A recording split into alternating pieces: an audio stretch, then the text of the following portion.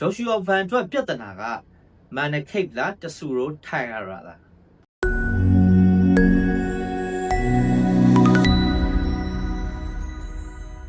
အားလုံးပဲ Happy New Year ပါဒီနေ့ကျွန်တော်ပြောပြချင်တဲ့အကြောင်းကတော့ Joshua Van အတွက်ခက်ခဲမဲ့ပု္ပ္ပစာ Manor Cape လားတဆူရိုးထိုင်ရတာလားဆိုတာပါ Joshua Van တိုက်တယ်ရပြီးတဲ့အချိန်မှာပထမဆုံးသူ့ရဲ့ title defense အနေနဲ့အဖြစ်နိုင်ဆုံးသူနှစ်ယောက်ကတော့ Manor Cape ဒါမှမဟုတ်တဆူရိုးထိုင်ရတာပန်ဒိုဂျာလည်းဖြစ်နိုင်တယ်လို့ဆိုပေမဲ့ तू ကတော့သူ့ social media တွေမှာ तू ကသူ့လက်ကျိုးရတာကို recovery ပြန်ဖြစ်နေပြီ तू ကောင်းကောင်း training ဆင်းနေပြီလို့တင်ပေမဲ့လို့ကျွန်တော်ထင်ရတော့ဖြစ်နိုင်ရအရင်နေတယ်ခင်ဗျ तू ကတော့ပေါ့နော် तू အရင်စိတ်ရထက်တန်ပန်ဒိုဂျာ၄စားဖို့တော့ကောင်းတယ်တော်တော်စိတ်ရထက်တန်ပြီး तू ပြန်လုပ်တယ်ပေါ့နော်तू အသက်ကလည်းအရွယ်ရနေပြီဖြစ်တဲ့အတွက်ကြောင့် तू အကြာကြီးအနားယူလိုက်ရင် तू ပြန်ကမ်းပတ်တဲ့အချိန်မှာ तू အသက်အရွယ်ရအကြပိုင်းရောက်အောင် तू စိုးရိမ်နေတယ်လည်းတူတယ်သူအမြန်ဆုံးသူ recovery training တွေပြန်လုပ်တယ်ပေါ့နော်တကယ်လေးလေးစားစရာချန်ပီယံအောင်တယောက်ပါပဲဒါပေမဲ့ကျွန်တော်ထင်ရတော့သူ့လက်ကတွင်တွင်ကျိုးရတဲ့အတွက်ကြောင့်သူဘလောက်ပဲစိတ်ကပါပေမဲ့လို့ကိုကလိုက်နိုင်ချင်မှလိုက်နိုင်မယ်ဒီ UFC ဆေးဖွဲ့တွေကလည်းသူ့ကိုချင်းချင်းပြန်ထိုးကိုင်းမယ်လို့ကျွန်တော်မထင်ဘူးသူ့အနေနဲ့လည်းပြန်ထိုးရင်တော့မှအကောင်းဆုံး performance တွေရနိုင်မယ်လို့ကျွန်တော်မထင်တဲ့အတွက်ကြောင့်သူ့ကိုတော့ကျွန်တော်ထိမတွက်သေးဘူးအမှန်ဆိုရင်ကျွန်တော်အတွက်ကဒီလက်မကျိုးခင်အချိန်ထိဆိုရင်ကျွန်တော် Joshua Van အတွက်အကြောက်ဆုံးပြိုင်ဘက်ကဖန်တို့ကြပဲ Joshua Van ကဖန်တို့ကြကိုသူကောင်းကောင်းရှင်နိုင်ပြီးအနိုင်ရလိုက်ကျွန်တော်ကဘယ်သူမှမကြောက်တော့ဘူးလို့ဝေးတာအဲ့ပွဲမှာဆိုကျွန်တော်က50လို့ပဲကျွန်တော်တွက်ထားရပါတော့ Joshua Van ကိုကျွန်တော်ကိုယ်နိုင်ငံသားမို့အရန်အားပေးပေမဲ့ကျွန်တော်အရန်ယုံကြည်မှုကြီးမရှိဘူးကျွန်တော်ဘာလို့လဲဆိုတော့ဖန်တို့ကြထိုးပွဲတွေလည်းအဆက်ဆက်ကြီးခဲ့ရတယ်ဆိုတော့သူ့ကိုတော်တော်များများတိုက်တယ် defense line သူ့တိုက်တယ် defense line မှာသူ analyze estimate လုပ်ကြတယ်ပေါ့နော်အထင်သေးကြတယ်ဒါပေမဲ့ तू က game plan အရန်ကောင်းတယ် fighting IQ အရန်မြင့်တယ်တဘာရှိတယ် तू က striking ရောဒီ grappling ရောနှစ်ခုလုံးကိုတကယ်ကောင်းတဲ့သူတယောက်နှစ်ခုလုံးကိုလည်းအချိန်မရွေး तू game plan ကြီးချိန်ပြီးတော့ fighting IQ ရ तू ကောင်းကောင်းစော့နိုင်တယ်ပေါ့နော်အဲ့တော့ကြောင့်အဲ့ပွဲမှာဆိုရင်ကျွန်တော်က Joshua Van အနိုင်သေးကြလို့ကျွန်တော်လုံးဝမထင်ခဲ့ဘူးဒါပေမဲ့ကဲကလည်းကောင်းကျင်တော့ဗောနော် Joshua Van အနေနဲ့ဒီ Joshua Van ကိုယ်တိုင်ကောင်းလာလည်းပါပါတယ်ဒီစောစောစီးစီးပဲပန်တို့ကြာ injury နဲ့နိုင်သွားခဲ့တယ်ဗောနော်ဒါကတော့ကံလည်းကောင်းတယ်ပြီးရင် Joshua Van strong resistance နဲ့ကောင်းတယ်ပြောရမယ်ဗောနော်ဘာလို့လဲဆိုတော့ပန်တို့ကြာရဲ့ဒီ high kick ကဒီဂျောတာတကယ်မှန်ထိသွားတယ်နော်လုံးဝအမောက်ပဲဒါကတော့ကျွန်တော် Leon Edwards Kamaru Usman ဟို knockout တော့ကလည်းကျွန်တော်တွေ့ခဲ့ဘူးတယ် Justin Poirier ကို knockout တော့လည်းကျွန်တော်တွေ့ခဲ့ဘူးတယ်ဒီအများကြီးပါပဲဒီ Islam ကရှက်လည်းဒီ Lazana Volkanovski ကိုအဲ့လိုပဲ high kick နဲ့ပဲတိတ်ခဲ့ဘူးတယ်ဆိုတော့ဒီ kick တွေကတကယ်အန်ရရှိတဲ့ kick တွေအဲ့ဒါကို Joshua Van လုံးဝကို resistance ကောင်းကောင်းနဲ့သူကာကွယ်သွားတဲ့အတွက်ကြောင့်ပန်ဒိုဂျာ injury ဖြစ်သွားတဲ့အတွက်ကြောင့်သူ Joshua Van ကိုယ်တိုင်ကောင်းလာလည်းပါတယ်ကန်ဒီယာလည်းသူ့ဘက်ကပါတဲ့အတွက်ကြောင့်သူ champion ဖြစ်သွားတယ်အခု championတိုက်တယ်ဟိုဒီ2026မှာတေချာတော့ defense ရတော့မယ်ကျွန်တော်ထင်တော့နှစ်လယ်ပိုင်းလောက်ဖြစ်ဖို့များမယ်နှစ်လယ်ပိုင်းApril May လောက်လည်းဖြစ်သွားနိုင်တယ်အဲ့ဒီမှာဖြစ်နိုင်ရရှိတော့ပထမ Manor Cape ဒုတိယတဆူရိုးထိုင်ရတာ Manor Cape ကြောင့်အရင်ပြောလိုက်ရ Manor Cape က striker စစ် pure striker သူကတကယ် striker စစ်လုံးဝ striker စစ်ကိုမှ तू က Joshua Van နဲ့တဆင့်နေတာပါတယ်ဆိုတော့တိုက်sorry တိတ်တောင်း defense ကောင်းအောင်မလုပ်နိုင်သူ့ရဲ့အားနည်းချက် Manor Cape ရဲ့အားနည်းချက်ကဘာဖြစ်လို့လဲဆိုရင်သူ့ပွဲတွေကြည့်ရင်သူပန်လိုဂျာနဲ့လည်းထိုးဘူးတယ်အဲ့ပွဲတွေရောပြီးသူ UFC နောက်ဆုံး၈ပွဲမှာသူတပွဲပဲရှုံးတယ်အဲ့ရှုံးတဲ့ပွဲကအင်္ဂလန် fighter Mokip ကိုရှုံးတာ Mokip ကလုံးဝ grappler စစ် undefeated fighter လုံးဝ grappling အရင်ကောင်းတယ်ကျွန်တော် wrestling လုံးဝ wrestling background လာတယ်လို့အဲ့ပွဲမှာသူတိတ်တောင်း defense တွေကောင်းကောင်းမလုပ်နိုင်တဲ့အတွက်ကြောင့်သူ unanimous decision နဲ့ရှုံးတယ်သူတိတ်တောင်း defense တွေအထင်ကြီးကြလုံးဝမရှိဘူးအဲ့အတွက်ကြောင့်သူပန်ဒိုဂျာနဲ့ Joshua Van တိုက်တယ်လူတော့ဆိုသူ့အနေနဲ့ဆိုရင်သူ Joshua Van တေချာပေါက်အားပေးမှာဘာလို့လဲဆိုတော့ပန်ဒိုဂျာနဲ့သူထိုးရမယ်ဆိုသူတေချာပေါက်နိုင်မှာမဟုတ်ဘူးပန်ဒိုဂျာတိတ်တောင်းနေမှာသူလုံးဝ defense နိုင်မှာမဟုတ်ဘူးတေချာပေါက်သူရှုံးနိုင် Joshua Van ကြတော့သူ့အတွက်မျောလင်းခွင့်ရှိတယ်သူအကြိုက်ပေါ့နော် striker ချင်းဆိုတော့ striker ရဲ့အကြိုက်ဆိုတော့သူ Joshua Van နဲ့ဆို confidence ရှိသူထိုးနိုင်မယ်ဆိုတော့သူအတွက်ကတော့ဒီ Joshua Van ချန်ပီယံဖြစ်တာသူ့အတွက်သတင်းကောင်းလို့သူ့အတွက်တော့ဆိုနိုင်တယ်ဒါပေမဲ့ Joshua Van က short တွက်လို့ရတဲ့ fighter မဟုတ်ဘူးကျွန်တော်အနေနဲ့ကတော့ Joshua Van အတွက်က Manor Cape ကတိတ်ကြောက်ပုံမကောင်းဘာဖြစ်လို့လဲဆိုရင် Manor Cape က အစောပိုင်း UFC ပွဲတွေကထိုးသက်ပုံဆိုရင် Joshua Van နဲ့နည်းနည်းပြဿနာရှိတယ်Manel Cake ကဟိုးရင်တော့သူက counter striking တမသူကဒီ counter တမပေါ့နော်လက်ဝေးမှာသူမေဝဲတာလို့သူ counter စောင့်ဆောင်ထိုးပြီးတော့ဒီတကယ်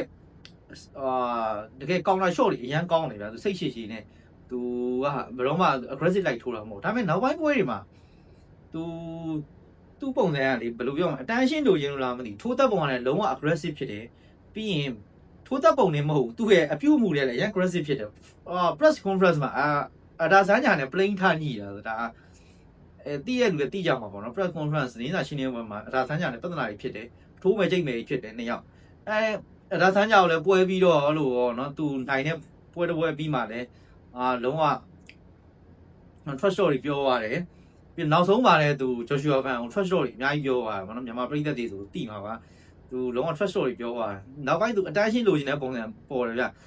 ဟိုနောက်ဆုံးပြောရတဲ့စကားဆိုရည်ရတယ်ဗောနော်ပေါ်တူဂီမှာသူက Cristiano Ronaldo ပြီးရင်သူက popular ဖြစ်ဆုံးဖြစ်လာစေရမယ်လို့ပေါ့အဲ့လိုမျိုးဟိုဦးချောင်းစကားကြီးအရင်ပြောတယ်ဆိုတော့သူ့နောက်ပိုင်းထိုးသက်ပုံကအရင် aggressive ဖြစ်လာတယ်အရင်လို counter striking မဟုတ်တော့ဘူးသူ Joshua Van နဲ့ပွဲမှာလည်းအဲ့လိုပဲထိုးသက်မယ်လို့ကျွန်တော်ထင်တယ်အဲ့လိုဆိုရင်တော့ Joshua Van ပဲစားမယ်လို့ထင်တယ် Joshua Van ကကောင်းကောင်းအစောပိုင်းသူ့ရဲ့ aggressive ကာလာတွေမှာကောင်းကောင်းတီတီငင်ငင်နဲ့တုံ့ပြန်လာနိုင်နောက်ပိုင်း Joshua Van ပဲစားမယ်အကယ်လို့သူကအရင်အတိုင်းကောင်းလာပုံစံပဲထိုးပဲဆိုတော့နည်းနည်းပြဿနာတော့ရှိနိုင်တယ်ပေါ့ဒါပေမဲ့ Joshua Van ကလည်းဖြည့်ရှင်းနိုင်မှာပါ striking နဲ့ပတ်သက်ရင်တော့သူပြောရရင် Brandon Royval လည်းအဲ့လိုပုံစံပဲဒါပေမဲ့သူကောင်းကောင်းကစားဝနိုင်တယ်ပေါ့နော်ဒါကြောင့်ကျွန်တော် Manel Cake ကိုအရင်ကြီးမကြောက်ဘူးပေါ့နော်အဲ့ဒါ Tesla Tire အကြောင်းပြောအောင် Tesla Tire ကတော့လုံးဝ different fighter Manel Cake နဲ့ပြောင်းပြန်သူကတော့လုံးဝ grappler grappling ကိုသူက wrestling ရော jiu-jitsu Brazilian jiu-jitsu ရောဒီ judo ရောသုံးခုလုံးကိုဘယ်တော့ညီထိုးတဲ့ fighter လို့ပြောလို့ရပုံမှန်ဆိုရင်များသောအားဖြင့် wrestler တွေများတယ်ပြီးရင်BJJ သမားတွေများတယ်ပေါ့နော်ဒီ Tesla Tire ရဲ့ထိုးသက်ပုံကထူးဆန်းတယ်သူတိတ်တောင်းနေရတယ်ထူးဆန်းတယ်သူက judo တိတ်တောင်းနေလည်းလုံနိုင်တယ် wrestling တိတ်တောင်းနေလည်းလုံနိုင်တယ်ရုပ်ရည်ကြီး back control ဖြတ်ကနေယူသွားတာလို့သူကပြောမယ်ဆိုနောက်ပိုင်းမှာတကယ် different fighter ပေါ့နော်သူ့လိုပုံစံထိုးသက်ပုံကလည်းမြင်ရခဲ့တယ် striking မှာဆိုရင်တော့သူကတော်တော်အားနေတယ်ပေါ့တော်တော်အားနေတော့မဟုတ်ဘူးပေါ့နော်အားနေတယ်ပေါ့နော်အရင်ကြီးစုပ်ပြတ်တက်နေရတော့မဟုတ်ဘူးသူရှင်ထိုးနိုင်တယ်ဒါပေမဲ့သူ့မှာဒီ knockout power မရှိဘူးအရင်ကြီးလည်းထိုးသက်တာဘယ်လိုပြောရမလဲ level တစ်ခုမှမရှိဘူးရိုးရှင်းရှင်းပဲဒါပေမဲ့ तू ကဘယ်လိုပြောရမလဲဟို wrestler သမားတွေရဲ့ထုံးစံပေါ့နော် तू ဟို wrestler သမားတွေရဲ့စောစောစီးစီးတိတ်တောင်းလုပ်ကြတာမရှိကြဘူး power ပြည့်နေတဲ့ဒီ first round မှာနော် first round မှာတော့နှစ်ဖက်လုံး power ပြည့်ဆိုတော့တာမန်လူတယောက်ကတိတ်တောင်းကို defense လုပ်နိုင်တဲ့အချိန်အဲ့လိုအချိန်တွေဆိုရင် first round ပြီးကန်ဒီလောက်ထိကိုများသောအားဖြင့် grappler တွေကရှင်ထိုးတတ်ကြတစ်ဖက်လူကိုတက်လုံခြွေတဲ့သဘောပေါ့ပြီးရင်နည်းနည်းလေးအာယုံပြောင်းစေတဲ့သဘောရှင်ထိုးပြီးမှ first round ပြီးကန်ဒီဒါမှမဟုတ် second round ရဲ့အစအလယ်လောက်ကြမှာတိတ်တောင်းကိုစိုက်ယူကြတာများတယ် first round ဆက်တာကြီးမှာတိတ်တောင်းယူရင်တော်တော်ကြီးကိုတန်မှရမယ်ပေါ့နော်ခါပစ်တို့ဘာလို့ယူတတ်ကြတာဟောခါပစ်တို့ကတော်တော်တန်တဲ့ fighter တွေမဟုတ်လို့တုံတန် grappler တွေကတော့အဲ့လိုမယူတတ်ကြဘူးယူဖို့ကလည်းခက်ဆိုတော့ဟိုသူ့အတွက်က Tesla Tire ရတဲ့အဲ့လို first round တစ် round စာကိုရှင်ထိုးဖို့အတွက်တော့သူ့မှာ striking level တစ်ခုတော့ရှိတယ်အဲ့ဒါလည်းနည်းနည်းပြဿနာတော့ရှိတယ်ဗျ Joshua Van ကလည်းဒီပြောရ striking မှာ knockout power မရှိသူက knockout power အထက်သူ significant strike တွေထိုးတယ်ထိချက်တွေမှန်တယ်တစ်ဖက်လူဖိဖိနေချွေသွားတာသူက power အမြင့်ကြီးမဟုတ်ဘူး power